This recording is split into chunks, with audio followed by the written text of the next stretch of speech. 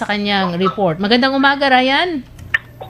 Yes, kasamang Milena, timbog ang 41 anyos na umano'y drug suspect sa ikinasang anti-illegal drug bypass operation ng Station Drug Enforcement Unit ng General Peña Police.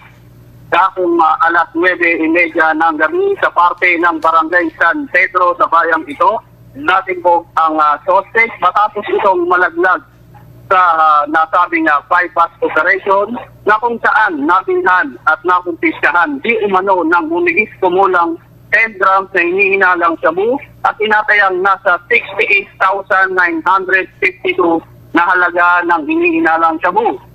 Ayon sa ipinadalang report ni Chief of Police Major Chariel Paulino kay Nueva Ecija Police Provincial Director Police Colonel Eril Dagit Bruno, kinilala ang suspect na nagngangalang Rigor, 41 anyos, may asawa at residente ng Barangay Santo Tomas, Piñaranda, Nueva Ecija.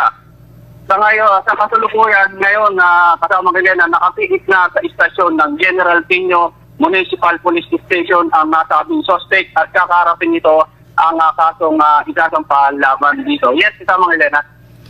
Maraming salamat sa ating Radyo Patrol number 28, si Ryan Rivera. Yes, kasama Elena, ito ang Radyo Patrol number 28, Ryan Rivera, nag-uulat para sa balita at informasyon nandito sa UJJ, ang radyo ng Pambansang Pagkakaisa at South TV. Okay, maraming salamat Ryan Rivera sa iyo pong field report.